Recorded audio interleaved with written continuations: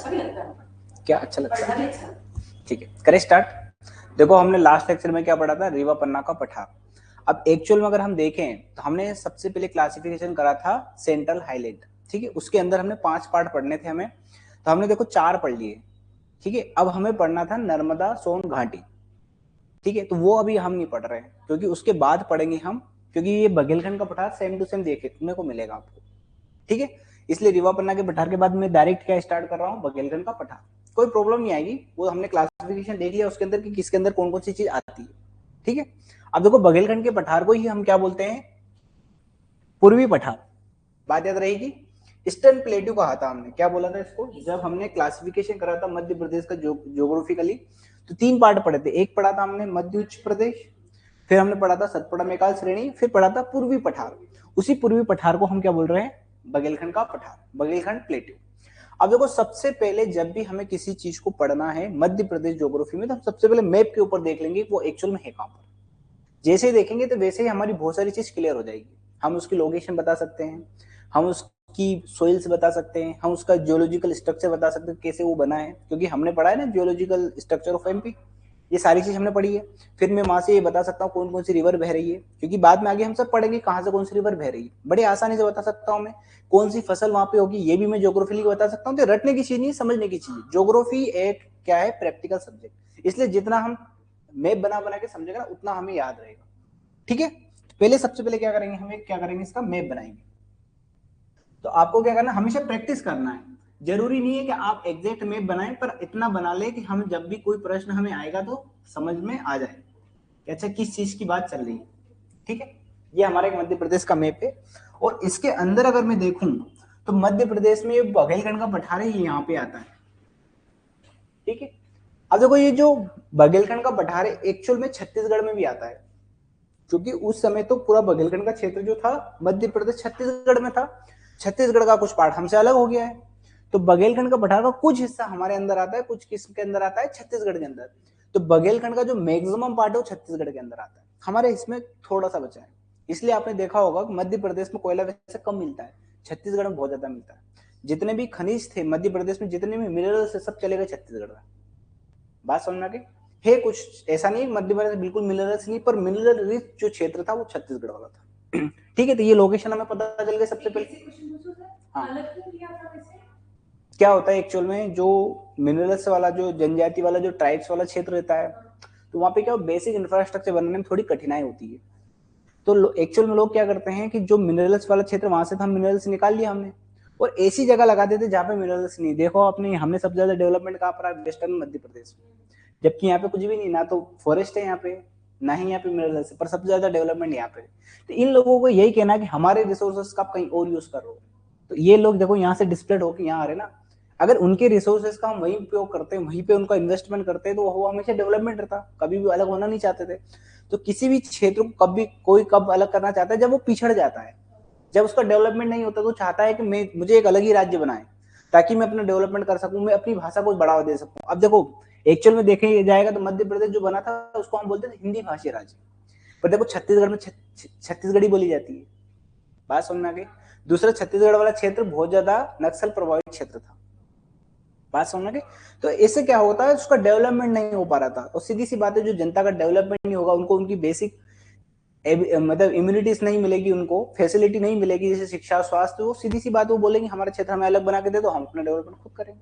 ऐसे होता है। जैसे अभी वर्तमान में देखा होगा आपने, बुंदेलखंड को एक अलग राज्य बनाने की मांग चल रही है।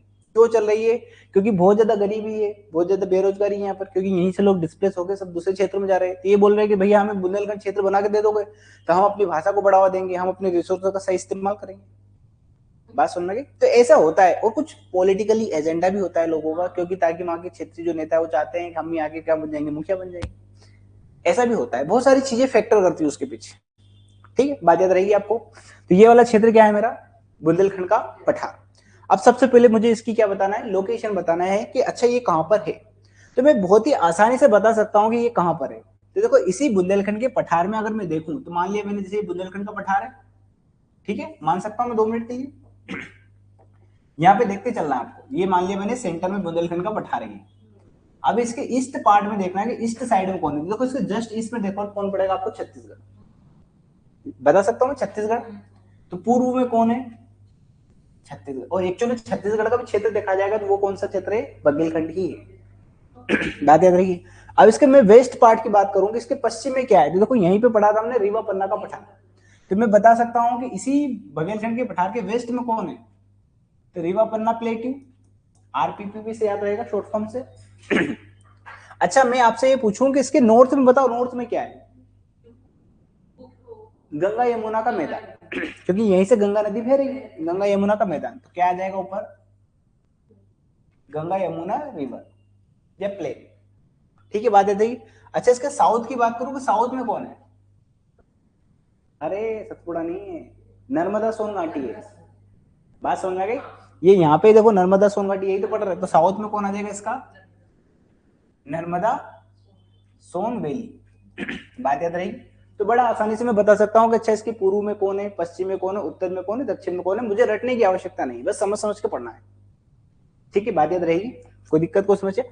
आपको ये कभी भी याद नहीं करना है इसका कि लेटिट्यूडल एक्सटेंशन कितना है इसका, लॉन्गिट्यूडल एक्सटेंशन कितना है, ये कभी नहीं पूछेगा आपसे। सिर्फ पूछेगा अगर, अभी तक मैं बता रहा हूँ मध्य प्रदेश में इतने साल मुझे एग्जाम देते हुए अभी तक मध्य प्रदेश का ही नहीं पूछा उसने, तो आपको बुंदेलखंड बघेलखंड तो क्या पूछेगा बताओ।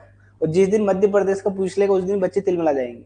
अभी पता है नेगेटिव मार्किंग एमपीपीएससी में आने से आधे बच्चे तो ऐसे दुखी हो गए, आंदोलन करने जा रहे हैं।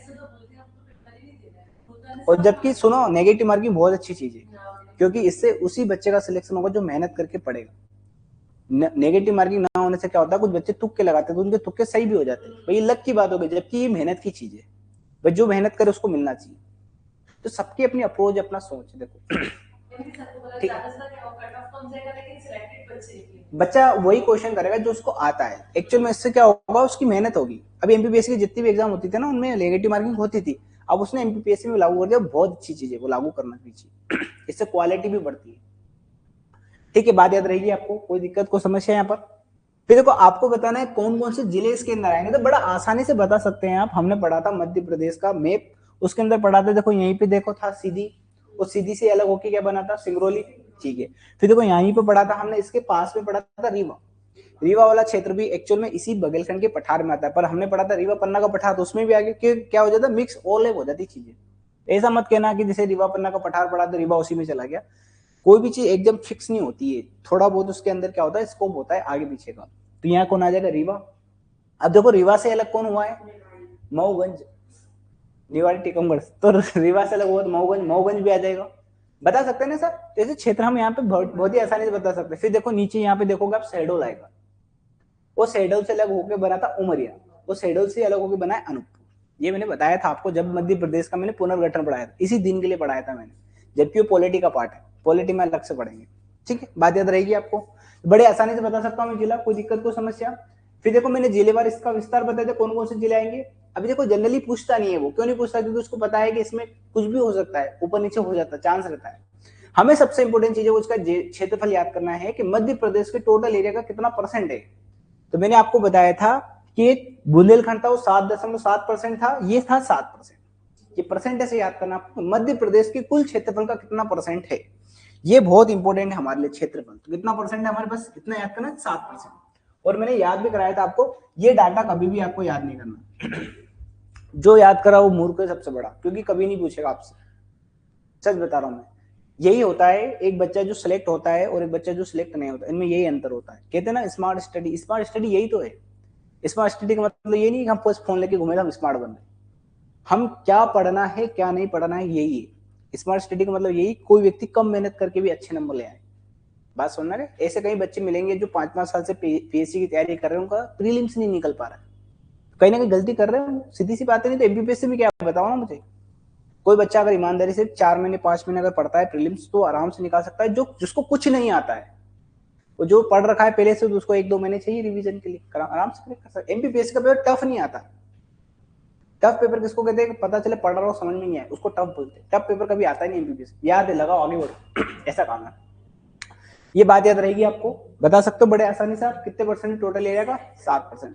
तो आपको क्या करा मैंने, जैसे बताया ना ऐसे बार बार याद करा करो कि 28%, 26%, 11%, फिर 10.7%, फिर 10.3%, फिर 7.7%, 7%, ऐसे बार बार रिवीजन कर, आपको ऑटोमेटिक पता चल जाएगा किसका क्षेत्रफल कितना है। ठीक है, बात बढ़े आगे। देखो इसके बाद आपको बताना है, तो देखो एक्चुअल में क्या है, अगर मैं आपसे पूछूं कि बघेलखंड के पठार की सबसे ऊंची चोटी बताओ, तो वैसे किसी भी बुक में कहीं पे भी नहीं लिखा है कि बघेलखंड के पठार की सबसे ऊंची चोटी क्या है, कहीं पे भी नहीं लिखा है। पर अगर देखा जाए, थोड़ा सा अगर लॉजिक लगाया जाए, अगर एग्जाम में ऐसा प्रश्न आ जाए तो हम कॉमन सेंस से भी लगा सकते हैं ऐसे प्रश्न, क्योंकि आप देखो इसी बघेलखंड के पठार के अंदर तो आता है शहडोल अमरकंटक, वह मेकाल पर्वत श्रेणी है, पर वो क्षेत्र लगा लगा है कि नहीं उससे, ठीक है। तो हम कह सकते हैं ना किसी बघेलखंड के पठार की सबसे ऊंची चोटी क्या है, अमरकंटक, क्योंकि उसी मेकाल पर्वत श्रेणी की सबसे ऊंची चोटी क्या है, अमरकंटक, ठीक है। लॉजिकली कभी आ जाए तो, इसीलिए यहाँ पे मैंने कोई डाटा नहीं लिखा है, ये सिर्फ इसलिए बताया है क्योंकि बुक में कहीं पे भी दिया नहीं है, ठीक है। फिर अगर आपसे कोई स्लोप पूछे तो स्लोप बताना बड़ा आसान है, जिस दिशा में, जिस डायरेक्शन में रिवर बहती है उसी डायरेक्शन में उसका क्या होता है, स्लोप। और अगर आप मैप को देखोगे तो सोन नदी ऊपर जा रही है उत्तर प्रदेश के साइड में, तो उत्तर साइड में जा रही है, तो सीधी सी बात हम ढाल बता सकते हैं नॉर्थ साइड। मध्य प्रदेश का ढाल याद रखना, आप तो ऐसे याद करना जैसे हम ये पढ़ रहे हैं मध्य प्रदेश, ऐसा है मध्य प्रदेश, बस ऐसे याद करना और ऐसा कर देना इसको। रिवर हमेशा नॉर्थ ईस्ट साइड में बह रही, बस इतना है। किसी भी प्लेटू का आपसे अगर स्लो पूछ ले, ढाल पूछ ले, तो हमेशा बताना नॉर्थ टू ईस्ट, उत्तर पूर्व दिशा में, करेक्ट रहे, कोई दिक्कत नहीं आएगी उसमें, ठीक है, बात याद रहेगी। फिर देखो ये सबसे अच्छा पॉइंट है, अगर आपसे कोई पूछ ले कि इसका फॉर्मेशन कैसे हुआ है, तो मैंने बताया था आपको कि ये हमारा बघेलखंड का पठार है, देख लो 2 सेकंड और, ये हमारा मध्य प्रदेश है, ठीक है। और देखो मैंने आपको बताया था, इसी क्षेत्र में बताया था कि देखो यहीं पे पाया जा रहा था विंध्य क्रम की चट्टान, और विंध्य क्रम की चट्टान के जस्ट पास में यहाँ पे पाई जा रही थी गोंडवाना क्रम की चट्टान। तो कौन से क्रम की चट्टान है यहाँ पर, ये गोंडवाना क्रम की चट्टान थी, और यहाँ पर जो था वो विंध्य पर्वत श्रृंखला थी। तो देखो इन्हीं दोनों चट्टान के मिलने से बनेगा बघेलखंड का पठार। तो कभी भी आपसे पूछ ले कि इसका फॉर्मेशन कैसे हुआ है, फॉर्मेशन का मतलब कि अंदर क्या है, देखोगे जाओगे अंदर तो 2 प्रकार की चट्टान थी, आपको ये समय याद रखने की आवश्यकता नहीं, ठीक है। आपको तो सिर्फ ये याद करना है कि धारवाड़ और गोंडवाना क्रम की चट्टानों के अनाच्छादन से। अब देखो धारवाड़ क्रम की चट्टान एक्चुअल में देखोगे तो यहाँ पर है, ठीक है। तो अगर धारवाड़ क्रम की चट्टान नहीं आए, क्योंकि धारवाड़ क्रम की चट्टान से ही तो बना है विंध्य क्रम की चट्टान, ये बताया था मैंने, तो विंध्य क्रम की चट्टान जरूर आएगी, बात याद रहेगी। तो विंध्य क्रम की चट्टानों से बना हुआ है, क्या बना हुआ है मेरा, बघेलखंड का पठार। विंध्य क्रम की चट्टान और गोंडवाना क्रम की चट्टान। और मैंने आपको ये बताया था कि इसी प्रकार की जो चट्टान है, ये विंध्य क्रम की चट्टान है, ये जो होती है इन्हीं के टूट फूट से क्या बनती है मेरी, लाल मिट्टी, बात समझेगी। और जब इसी लाल मिट्टी में जब पानी बहता है तो जल योजित हो जाती है, जल से क्रिया कर लेती है, जल से क्रिया करने के कारण इसका रंग जो होता है वो रेड येलो हो जाता है। इसलिए यहाँ पे अगर सोइल पूछ ले आपसे किस प्रकार की मिट्टी पाई जाती है, किस प्रकार की मिट्टी पाई जाती, लाल पीली मिट्टी, ऐसे बेसिक प्रश्न पूछता है। नदी बिछा देती है तो उसको जलोढ़ बोलते हैं, पर यहाँ पे पाई जा रही एक्चुअल में रेड सोइल। पर क्या है, बारिश बहुत ज्यादा होती है, मध्य प्रदेश सबसे ज्यादा बारिश इसी पार्ट में होती है, साउथ ईस्ट पार्ट में होती है मध्य प्रदेश सबसे ज्यादा बारिश। तो जल की अधिकता के कारण ये क्षेत्र में जो मिट्टी है वो कैसी दिखती है हमें, लाल पीली, इसलिए उसको हम लाल पीली मिट्टी कह रहे हैं, ठीक है। मिट्टी पढ़ेंगे तब उसमें और पढ़ेंगे, तो लॉजिकली हम ऐसे पता कर सकते हैं। फिर देखो एक और चीज पता करो आप, मैंने बताया था जो गोंडवाना क्रम की जो चट्टान होती है उसमें कौन सा खनिज पाया जाता है, ये मैंने बताया था जब मैंने पढ़ाया था geological structure of Madhya Pradesh. मैंने बताया था गोंडवाना क्रम की चट्टान में ही पाया जाता है कोयला, कोल। ये सबसे खास बात है, पूरे भारत के अंदर भी देखोगे कि कोयला किस प्रकार की चट्टान में पाया जाता है, तो गोंडवाना क्रम की चट्टान में। भारत का 98% कोयला इसी चट्टान में पाया जाता है। तो मध्य प्रदेश का भी सबसे ज्यादा कोयला कहाँ पे पाया जाता है, इसी गोंडवाना क्रम की चट्टान, और मध्य प्रदेश सबसे ज्यादा कोयला इसी जगह मिलता है, दक्षिण उत्तर पूर्व साइड बघेलखंड के पठार। और गोंडवाना क्रम की चट्टान देखो यहाँ पे भी देखी थी हमने सतपुड़ा रेंज में भी, तो यहाँ पे भी देखो मध्य प्रदेश का कोयला पाया जाता है, बात याद रहेगा। ऐसे सिंपल सिंपल सी चीजें पूछता है, जैसे मैं अगर आपसे एक असरसन रीजन का एक प्रश्न बना दूं, मैं बोल दूं कि मध्य प्रदेश के उत्तर पूर्वी भाग में कोयला अधिक पाया जाता है, क्या स्टेटमेंट सही है कि गलत है, बिल्कुल सही। फिर नीचे लिखूं कारण, मैं बोल दूं चूंकि यहाँ पे विंध्य क्रम की चट्टान पाई जाती है, क्या सही बात है क्या, अरे गलत है ना। मैं अगर ये बोलूंगा कि यहाँ पे गोंडवाना क्रम की चट्टान पाई जाती है तो सही है, तो ऑप्शन ए आएगा कि कथन 1 भी सही है, कथन 2 भी सही है, और जो दूसरा है वो पहले की क्या कर रहा है, व्याख्या कर रहा है, बात समझ गई। पर जो पहले वाला स्टेटमेंट मैंने बोला था, क्या बोला था कि जो बघेलखंड का पठार है, सीधी सी बात है यहाँ पे कोयला पाया जा रहा है, ये बात भी सही है। और इसी बघेलखंड के पठार में देखो विंध्यक्रम की चट्टान भी पाई जा रही है। तो देखो कथन एक भी सही है, कथन दो भी सही है, परंतु कथन दो एक की व्याख्या नहीं कर रहा है, तो इसमें ऑप्शन आता है बी।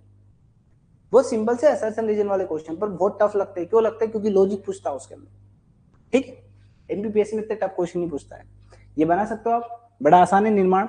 अब जब मैंने निर्माण बता दिया उसके बाद में बढ़ता हूं उसकी क्लाइमेट। क्या बताऊंगा? सबसे पहले मैंने सब बता दिया कि भैया उसके ऊपर कितना क्षेत्रफल है, कितने जिले हैं, ये सब बता दिया मैंने। उसकी चोटी बता दी, फिर उसके अंदर की चट्टान भी बता दी मैंने कि उसका निर्माण कैसे हुआ। अब ये कंप्लीट हो गया तो उसके ऊपर की बात करेंगे, वायुमंडल की हम बात करेंगे, एटमॉस्फेयर की बात करेंगे। अब एटमॉस्फेयर के अंदर क्या आता है? मेरा क्लाइमेट आता है। तो मुझे यहाँ का क्लाइमेट बताना था। मैंने आपको दो चीज बताई थी कि बस इतना से याद करना, मालवा के पठार में और बघेलखंड के पठार। देखो एक ही लाइन में दिख रहा है कि नहीं दिख रहा आपको? तो एक ही लाइन में दिख रहा है, इसलिए जो क्लाइमेट मालवा के पठार में पाया जा रहा है वही क्लाइमेट यहाँ पर पाया जा रहा है। बात याद रहेगी। तो बताओ मुझे मालवा के प्लेट्यू में कौन सा क्लाइमेट पाया जाता है? हाँ, उसका नाम बताओ। वो तो सही बात बोलो, ना ज्यादा गर्म ना ज्यादा ठंडा, उसको बोलते थे हम टेम्परेट क्लाइमेट। ठीक है, टेम्परेट क्लाइमेट, ये नाम याद रखना बहुत जरूरी है। तो कैसा? एक कॉन्टिनेंटल होता है, एक ओशनिक होता है। ठीक है, बात याद रहेगी आपको? कोई दिक्कत को समस्या ऐसे याद कर लेना। जब भी मैं बोलूंगा टेम्परेट क्लाइमेट पाया जाता है, इसका अर्थ आपको पता होना चाहिए। इसका अर्थ क्या होता है कि गर्मी में आपको बहुत ज्यादा गर्मी भी नहीं लगेगी, ठंड में बहुत ज्यादा आपको ठंडी भी नहीं लगेगी, ऐसा इसका अर्थ होता है। तो यही लिखा है, देखो यहाँ पे क्लाइमेट लिखा है, किस प्रकार का क्लाइमेट पाया जाता है? ट्रॉपिकली मानसूनी टाइप। देखो ट्रॉपिकली मानसूनी टाइप तो पूरे मध्य प्रदेश में पाया जाता है। ठीक है, बात याद रहेगी आपको। मैं अगर मध्य प्रदेश का क्लाइमेट पूछूं आपसे तो कौन सा है? ट्रॉपिकली मानसूनी। ये मैंने बताया था आपको क्यों पाया जा रहा है। बस ये याद करना आपको, यूनिफॉर्म कंडीशन का मतलब होता है टेम्परेट क्लाइमेट। कौन सा क्लाइमेट पाया जा रहा है? टेम्परेट। ठीक है, और टेम्परेट का मतलब पता है ना आपको कि जो समर होगा वो कैसा होगा? Moderately hot. विंटर जो होगा वो कैसा होगा? Moderately hot. अब इसे आप इंदौर में बैठे हो ना आप, तो अब हम बड़ी आसानी से बैठे हुए हैं, पर अभी इसी समय में अब जम्मू कश्मीर की देखो, ऐसा नॉर्मल आदमी बैठ नहीं सकता है, क्योंकि इतनी ज्यादा ठंड लग रही हो। दिल्ली के किसी व्यक्ति से पूछना कितनी ठंड लग रही है उसको, वो बताएगा आपको उसका दर्द क्या है। हम कितने आसानी से घूम रहे हैं इंदौर में, हमेशा लग ही नहीं रहा है ठंड। और ये तो अभी 2-4 साल में ज्यादा ठंड महसूस होने लगी, इसके पहले तो ठंडी महसूस नहीं होती थी। मैं जब 2014 में इंदौर आया था ना, पूरी ठंड निकल, मुझे ये नहीं पता चला ठंड कहाँ है, महसूस ही नहीं होती थी। क्यों नहीं होती थी? क्योंकि एक क्या है? टेम्परेट जोन है। दूसरा क्या है? इंडस्ट्रियलाइजेशन क्षेत्र होता है ना, तो जो इंडस्ट्रियलाइजेशन क्षेत्र में क्या होता है? एयर पोल्यूशन बहुत होता है, और एयर ही तो हमारे एटमोस्फेयर को गर्म करने का काम कर रही है। सीधी सी बात है, जहां पे जितना ज्यादा एयर पोल्यूशन होगा, सीधी सी बात है, वो क्षेत्र उतना ज्यादा क्या होगा? गर्म। ठीक है, बात याद रहेगी। कोई दिक्कत को समस्या बता दो कि बड़े आसानी से आप। ठीक है, फिर देखो इसमें टेम्परेचर, देखो ये चीज आपको कभी याद करने की आवश्यकता नहीं, सिर्फ समझाने के लिए बताया। मैं अगर ऐसा एक स्टेटमेंट दे दूं कि जो बघेलखंड का जो पठार उसका टेम्परेचर बताओ, तो मैंने आपको बताया था जब भी टेम्परेट की बात होगी तो आपको अपनी बॉडी से लेना है, क्योंकि जो टेम्परेट जो क्लाइमेट होता है ना, मानव स्वास्थ्य के लिए सबसे अच्छा होता है। और हमारा जो मानव स्वास्थ्य होता है, हमारी जो बॉडी होती है, वो सबसे अच्छी एक्टिव होती है 38 डिग्री सेंटीग्रेड तापमान। जिस भी क्षेत्र में 38 डिग्री सेंटीग्रेड तापमान होगा, वहां पे मानव स्वास्थ्य बहुत अच्छे से काम करेगा। अब आपको उसके आसपास ले लेना है बस। तो मैं 35 से 40 डिग्री सेंटीग्रेड तापमान बता दूं, बता सकता हूँ नहीं बता सकता हूँ? ये डाटा ऊपर नीचे हो सकता है। देखो यहाँ पे 36 to 40 डिग्री सेंटीग्रेड लिखा है, हो सकता है एग्जाम में आपसे 38 से 40 डिग्री सेंटीग्रेड पूछ ले। बस रेंज याद करना कि 38 डिग्री है, उसके ऊपर नीचे दो, ऊपर 2 कर दो, नीचे 2 कर दो, बस। बात समझना कि अगर वेरी हॉट वाला टेम्परेचर आता था तो उसको मैं 40 डिग्री से अधिक बताता था। अभी तक जितने भी पढ़े थे हमने, मध्य भारत का पठार पढ़ा था हमने, बघेलखंड का पठार, बुंदेलखंड का पढ़ा था, रीवा पन्ना का पठार पढ़ा, उसमें यही तो पढ़ा था टेम्परेचर क्या था उनका, 40 डिग्री से अधिक था, 40 से 45 तक पहुंचा देता हमने। बात समझ में आ गई? लॉजिक याद रहेगा। अब जैसे ठंड के समय की बात करें हम, विंटर की बात करें हम, तो विंटर में तापमान 10 डिग्री सेंटीग्रेड से ज्यादा तापमान कम होगा तो हमें ठंडी ज्यादा महसूस होगी। तो बीच का रख लेंगे हम, 10 से 15 के बीच में, ये मानव शरीर आसानी से सहन कर सकता है। बात समझ में गई? वो 15 से 20 भी दे दे कोई दिक्कत नहीं। एक्चुअल में क्या होता है, टेम्परेचर में रेंज बहुत होती है ऊपर नीचे, इसलिए आपको दिक्कत नहीं कर, बस इतना सा याद करना है कि एक्सट्रीम लेवल पे बात ना करे वो, बस नॉर्मली कहेगा इतना होता है तो होता है। बात याद रहेगी। फिर देखो मैंने बताया था आपको, देखो मैंने तापमान की बात कर ली। अब जैसे तापमान होता है उसी के बाद हम क्या करते हैं? रेनफॉल की बात करते हैं। और मैंने आपको बताया था कि मध्य प्रदेश में हम जब वेस्ट से ईस्ट तरफ जाते हैं तो रेनफॉल बढ़ता है। जब रेनफॉल पढ़ेंगे तब उसमें तो और पढ़ेंगे हम लॉजिकली, पर इतना नॉर्मली याद कर लो कि जब वेस्ट से ईस्ट की तरफ जाते हैं तो रेनफॉल क्या होता है, बढ़ता है। तो देखो इधर हमने मालवा के पठार में पढ़ा था 50 से 75 सेंटीमीटर वर्षा। कितना पढ़ा था हमने? 50 से 75 सेंटीमीटर रेनफॉल पड़ा था। जैसे जैसे हम गए थे, जैसे हमने बुंदेलखंड के पठार में पढ़ा था 75 से 100, रीवा पन्ना के पठार में हमने पढ़ा था 100 से 125। अब देखो यहाँ पे पढ़ूंगा मैं 125 से 150। एक्चुअल में बुक के अंदर क्या दे रखा है, देखो बुक के अंदर दे रखा है 120 से 140। आपको टेंशन नहीं लेना, डाटा ऐसे याद करो कि आपको याद रह जाए बस। बुक में ऐसा हो सकता है आपसे बोल दे वो कि 120 से 140 डिग्री सेंटीग्रेड, ठीक है कोई दिक्कत नहीं। हमने याद करने के लिए रेंज बना ली कि 50 से 75, 25-25 के गैप में बना ली, 50 से 75, 75 से 100, 100 से 125, 125 से 150, ये रेंज में याद रखूंगा। तो उसने क्या करा, कम कर दिया 120 से 140 का, कोई दिक्कत नहीं, ऐसा आता है। तो एग्जाम में जब भी इस प्रकार का डाटा है तो आपको याद रखना है, ऐसा घबराना नहीं है कि सर ने 125 से 150 हो जाए तो वही सही होगा। ऐसे नाप की वर्षा नहीं होती, किसी दिन ज्यादा हो जाए, कभी ज्यादा होगी कभी कम हो जाएगी। एवरेज बोल रहे हैं, एवरेज का मतलब इसके बीच में आ रहा है। बात याद रहेगी, रेंज याद रहेगी, 120 से 140 या 125 से 150 के बीच में वर्षा होती है। मैं अगर पूछूं मध्य प्रदेश का कौन सा क्षेत्र जहां सबसे ज्यादा वर्षा हो रही है, तो वैसे तो सतपुड़ा क्षेत्र में सबसे ज्यादा वर्षा होती है, पर सतपुड़ा अलग से क्षेत्र नहीं, सतपुड़ा पर्वत श्रेणी है पूरी, और ओवरऑल वर्षा देखोगे तो कम हो जाएगी उसकी, क्योंकि बहुत बड़ा है ना वो। तो बघेलखंड के पठार में एक्चुअली में सबसे ज्यादा वर्षा होती है। देखो ना रेंज, देखो ना 125 से 150, पूरे क्षेत्र में इतनी वर्षा हो रही है, जबकि सतपुड़ा में ईस्ट पार्ट में ज्यादा हो रही है, वेस्ट पार्ट में कम हो रही है। ठीक, बात याद रहेगी। अब जब मैंने वर्षा की बात कर ली तो मैं पढ़ूंगा, नदियां बता दूंगा यहाँ पर। वैसे जब नदियां पढ़ेंगे और पढ़ेंगे, इसी बघेलखंड के पठार से आप देखोगे मध्य प्रदेश का ये वाला हिस्सा, यहाँ पे अगर आप देखोगे ये मध्य प्रदेश है हमारा, छोटा सा बना रहा हूं मैं, ये बघेलखंड का पठार है मेरा, और यहीं भी देखोगे, देखो अमरकंटक है, ये मेकाल पर्वत श्रेणी है। आगे हम पढ़ेंगे, यहीं से देखो निकल रही सोन नदी, और सोन नदी ऐसे बह रही, देखो ऐसे ये ऊपर, वो गंगा नदी में जाके मिल जाती है। फिर देखो इसी सोन नदी की सहायक नदी जोहिला, क्या है ये जोहिला, यहाँ पे आके मिल गई। अब देखो इसी बघेलखंड के पठार में देखो रीवा आता है, और रीवा सतना के क्षेत्र में बहुत सारी नदियों का उद्गम होता है। जैसे आपने सुना होगा तमसा नदी, तमसा की बहुत सारी सहायक नदी है, जैसे एक महाना नदी है, एक ओदा नदी है, ऐसी बहुत सारी नदी, बहुत सारी नदी यहाँ से निकल रही थी। प्रमुख प्रमुख यहाँ आपकी क्या है, नदियां, बता दो आराम से, बहुत कोई बड़ी बात नहीं है। तो सोन नदी और सोन नदी की सहायक नदी है सभी है, ये बनास, गोपद, रियन, महानदी, हसदो नदी। ठीक है, बात याद रहेगी। वैसे हसदो जो नदी है, हाँ ये हसदो नदी एक्चुअल में छत्तीसगढ़ में जाती है, बहुत छोटा सा क्षेत्र इसका मध्य प्रदेश के अंदर आता है। हमारे मध्य प्रदेश में जब हम पढ़ेंगे ड्रेनेज सिस्टम, उसके अंदर हम 6 ड्रेनेज सिस्टम पढ़ेंगे, उसके एक ड्रेनेज सिस्टम आता है Mahanadi drainage system. Mahanadi actual में छत्तीसगढ़ में बहती है, पर उस छत्तीसगढ़ में सिर्फ मध्य प्रदेश की एकमात्र नदी हसदो नदी जो उसकी सहायक नदी है। ठीक है, बात याद रहेगी। तो अब देखो आप खुद सोचो, जबकि ये कहां से निकल रही है, अमरकंटक से निकल रही है, इसका मतलब अमरकंटक वाला क्षेत्र कहीं ना कहीं किसमें आ रहा है, बघेलखंड के पठार में। तो अगर कभी ऐसा कोई पूछ ले आपसे कि बघेलखंड के पठार की सबसे ऊंची चोटी क्या है, किसी बुक में कहीं नहीं दे रखा, हम कॉमन सेंस से बता सकते हैं अमरकंटक होगी, क्योंकि यहाँ पे सबसे ऊंची चोटी क्या है, अमरकंटक है। ठीक है, बात याद रहेगी। कोई दिक्कत, कोई समस्या आप लोगों को? ठीक है, सब पढ़ेंगे आगे, धीरे धीरे स्टेप बाय स्टेप पढ़ेंगे। ठीक है, याद रहेगी बात आपको। फिर देखो यहाँ पे अगर मैं आपसे पूछूं वेजिटेशन बताओ, तो वेजिटेशन बताना भी बड़ा आसान है। वर्षा से देखो आप, जो रेनफॉल हो रहा ना 125 से 150 के बीच में, ये जो रेनफॉल मैंने बताया था, इसमें मैंने बताया था ट्रॉपिकली डेसिडियस फॉरेस्ट, उष्ण कटिबंधीय पर्णपाती वन।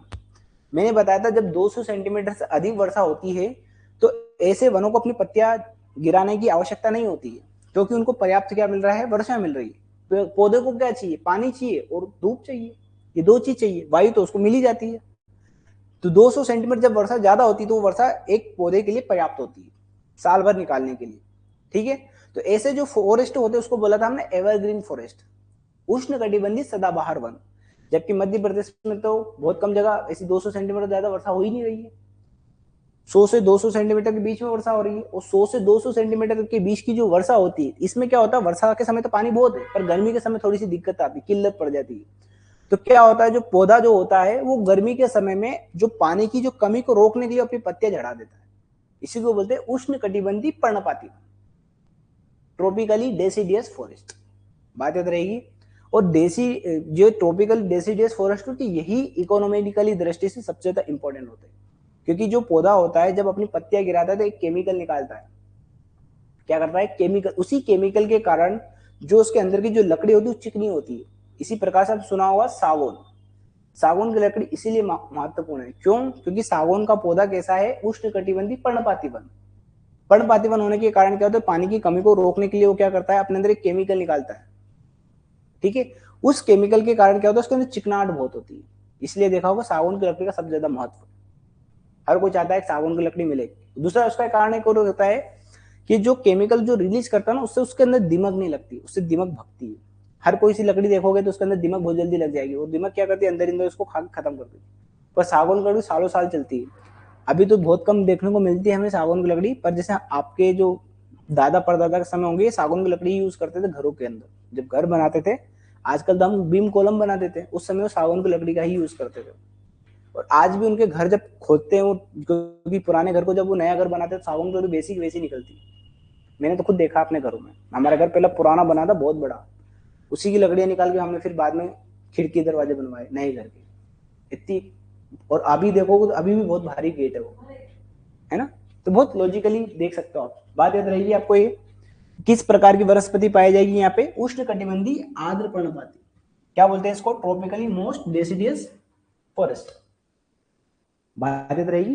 ये बहुत सिंपल सिंपल से पॉइंट है, बार बार आपको पढ़ोगे तो आपको याद होना चाहिए। याद रख सकते हो हम बड़े आसानी से। डेसिडियस की ओर याद कर रहे हैं क्योंकि 100 से 200 सेंटीमीटर रेंज के बीच में आ रहा है। और इसी डेसिडियस फॉरेस्ट के अंदर जो इंपॉर्टेंट है, एक आता है साल, एक आता है सागौन। साल, सागौन, बांस, ये पौधे सबसे ज्यादा इंपॉर्टेंट है। और इसमें भी सबसे ज्यादा इंपॉर्टेंट देखोगे तो वो होता है सागौन। बात समझ आ गई? हो सकता है आपसे यही क्वेश्चन पूछ ले कि जो सागौन का वृक्ष किस प्रकार की जलवायु, किस प्रकार के क्लाइमेट में पाया जाता है? तो किस प्रकार का क्लाइमेट? ट्रॉपिकली डेसिडियस क्लाइमेट में पाया जाता है। बात याद रहेगी आपको? कोई दिक्कत, कोई समस्या? देखो यहाँ पे लिखा है, देखो एग्जाम्पल के रूप में साल, टीक, हर्रा, तेंदुलियस, शीशम, एक्सट्रैक्टर। बात याद रहेगी, बड़ी आसानी से बता सकते हो आप। फिर देखो अगर आपसे मैं पूछूं किस प्रकार की मिट्टी पाई जाएगी, तो किस प्रकार की मिट्टी पाई जाएगी यहाँ पर?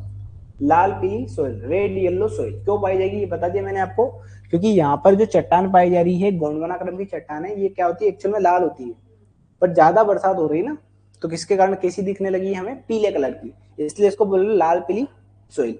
और जो लाल पीली सोइल होती है ना, इसके अंदर सबसे अच्छी जो फसल होती है वो होती है चावल की, पेड़ी, राइस सबसे अच्छा होता है। जैसे हमने पढ़ा था मालवा के पठार में पाई जा रही थी ब्लैक सोइल, जो कि कपास की खेती के लिए, कॉटन की एग्रीकल्चर के लिए सबसे बेस्ट थी, पढ़ा था हमने। तो इसीलिए ब्लैक सोइल को हम क्या बोलते थे? Cotton black soil.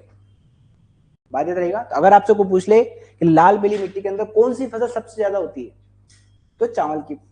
और ऐसे भी याद कर लेना आप, क्योंकि लाल पीली मिट्टी मध्य प्रदेश के पूर्वी भाग में पाई जा रही है, और पूर्वी भाग में वर्षा ज्यादा हो रही है, तो ज्यादा होने के कारण जो राइस होता है ना, वो राइस में ज्यादा पानी की जरूरत होती है गेहूं की तुलना में। देखा होगा चावल के अगर खेत देखोगे तो मेड़ बनी होती, पूरा पानी में रहता है। ठीक है, बड़े आगे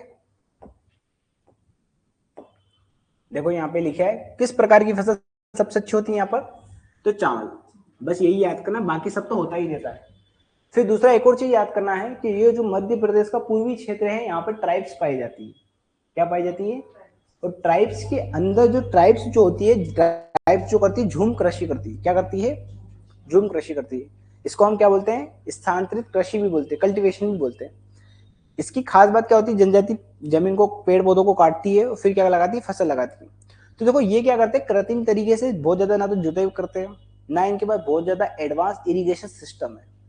ठीक है, बात आ गई। तो ये ऐसी फसल को लगाते हैं जिसको कम पानी की आवश्यकता हो, और जो प्रकृति के ऊपर ज्यादा निर्भर हो और ज्यादा प्रोडक्शन दे दे। वो सबसे अच्छा जो फसल होती है उसी को बोलते हैं मोटा अनाज, जिसको हम बोलते हैं मिलेट्स या कोर्स ग्रेन्स बोलते हैं। आपने देखा होगा अभी 10-20 साल तो नहीं बोलूंगा, 30 साल पहले आपके जो भी पूर्वज होंगे, जिसको अगर आपने देखा होगा, तो पहले ज्वार की खेती करते थे। अभी जैसे वर्तमान में हम गेहूं और सोयाबीन की कृषि करते थे, वो नहीं करते थे। क्यों? क्योंकि उनके पास इरिगेशन का सिस्टम कहाँ था, लाइट कहाँ थी, पानी कहाँ था, तो वो क्या करते थे? ज्वार लगाते थे।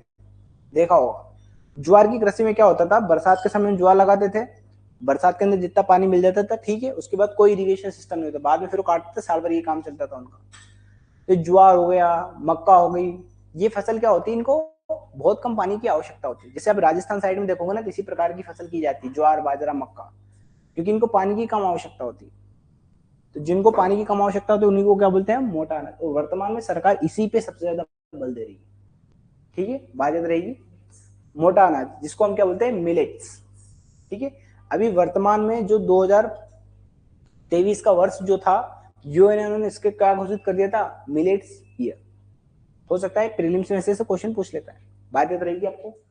तो ये मैंने फसल बता दी, किस प्रकार की फसल बनी। फिर देखो यहाँ पे मैं बताऊंगा मिनरल्स, किस प्रकार के मिनरल्स पाए जाएंगे। तो सबसे पहले मैं क्या बताऊंगा, कोल। क्यों बता रहा कोल, क्योंकि यहीं पे क्या पाई जा रही है, गोंडवाना क्रम की चट्टान है। और गोंडवाना क्रम की चट्टान में कुछ नहीं होता, जो जुरासिक वर्ल्ड था, जुरासिक काल था, पृथ्वी के समय को अलग अलग भागों में बांट रखा। जैसे मैं हूँ, मेरा एक समय होगा मैं गर्भावस्था में होगा, एक समय वो हो गया, फिर मैं मेरी एक शैशवावस्था होगी, फिर मेरी एक तरुणावस्था होगी, मेरी फिर एक प्रौढ़ावस्था होगी। ऐसी अवस्था है, ऐसी पृथ्वी की भी अवस्थाएं थी, अलग अलग समय को उसको अलग अलग भागों में बांट रखा था। उसी जिस समय पृथ्वी के अंदर बड़े बड़े पेड़, 100 मीटर ऊंचे पेड़, उस समय को हमने बोला था कार्बोनिफेरस युग। बात समझ में? फिर उसके बाद में एक और समय आया था जब पृथ्वी के ऊपर बड़े बड़े डायनासोर थे, उसको बोलते थे हम जुरासिक युग काल, ये समय।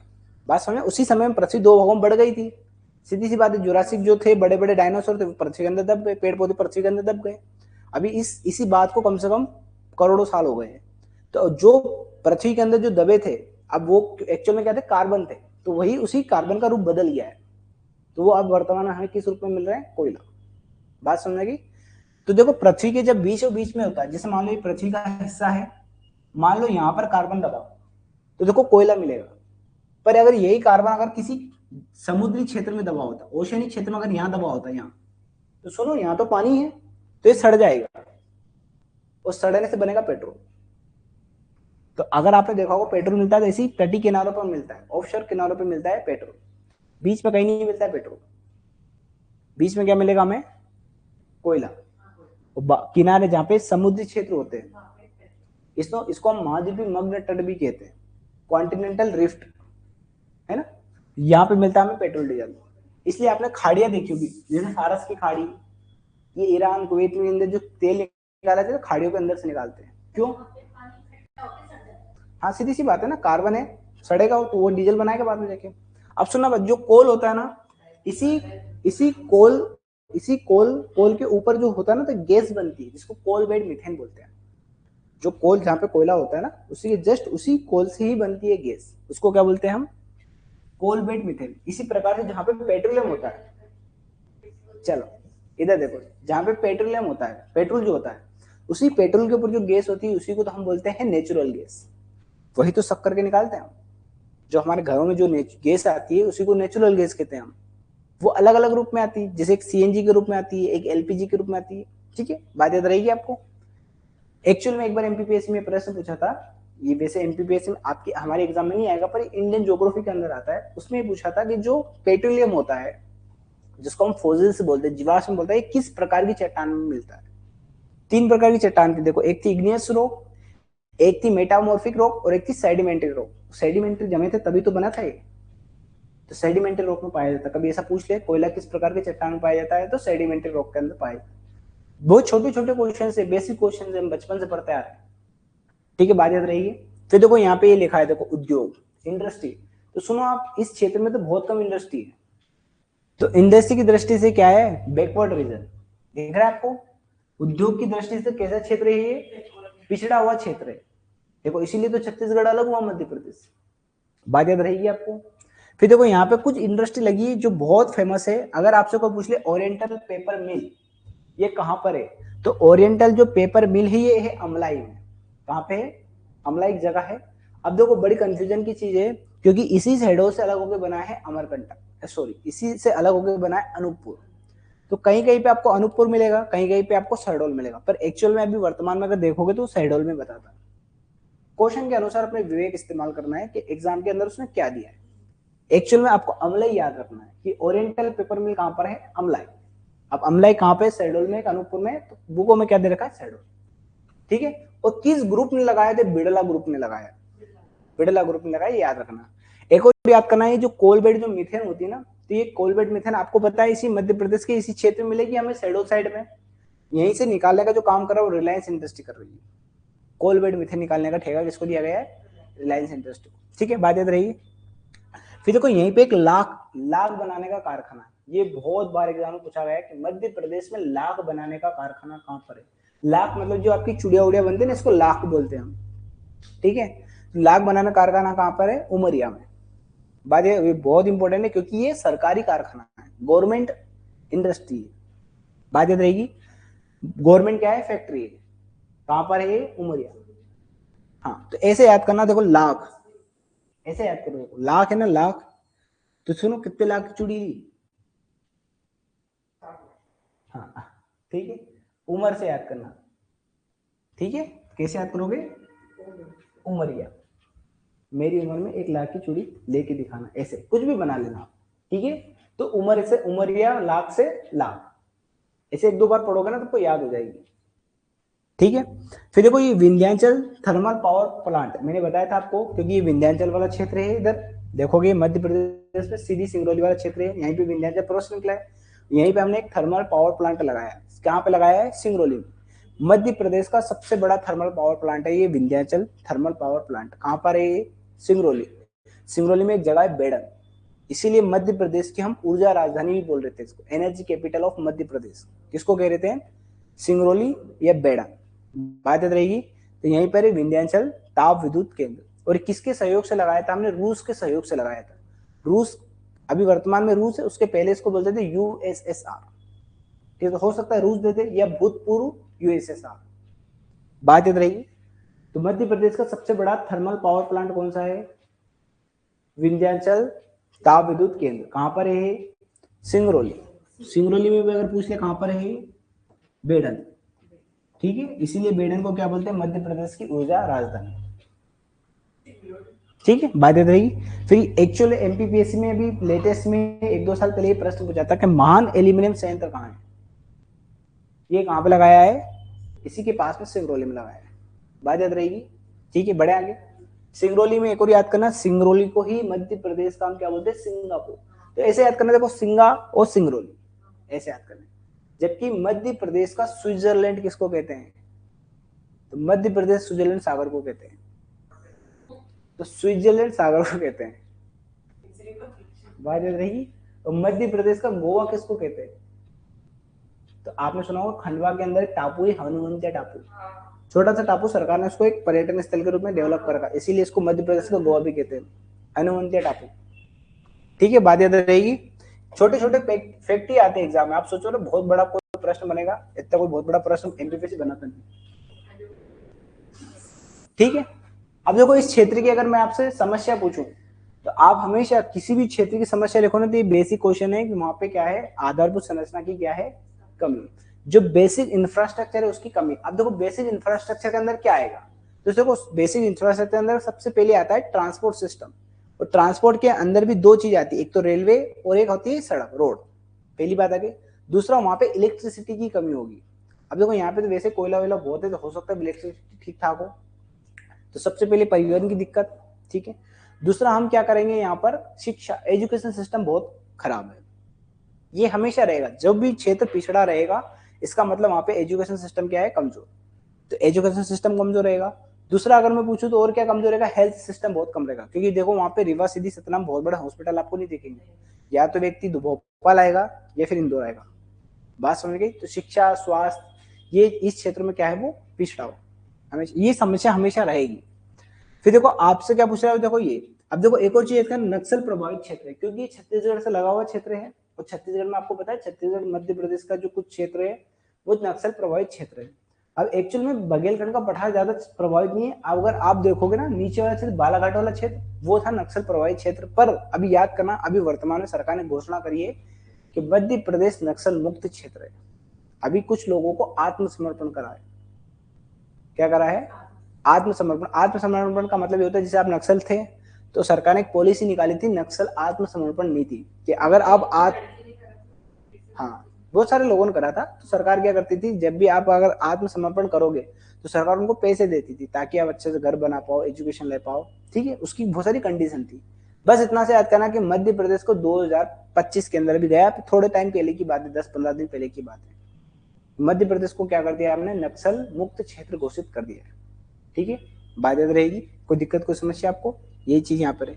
वो हमेशा देखो पॉवर्टी रहेगी, यहाँ पे अनएम्प्लॉयमेंट रहेगा, अनएम्प्लॉयमेंट रहता है, लोगों को रोजगार नहीं मिलेगा, तो सीधी सी बात है पॉवर्टी रहेगी। पॉवर्टी रहेगी, व्यक्ति अपनी जो बेसिक जरूरत है उसको क्या खर्च कर पाएगा, क्या अच्छी एजुकेशन ले पाएगा, क्या अच्छा हेल्थ ले पाएगा, नहीं ले पाएगा, सीधी सी बात है। तो क्या उसका ह्यूमन डेवलपमेंट अच्छे से हो पाएगा, क्या नहीं, सीधी सी बात है। ये सारी समस्या हमेशा याद रहेगी हर क्षेत्र में, जो भी क्षेत्र पिछड़ा रहेगा।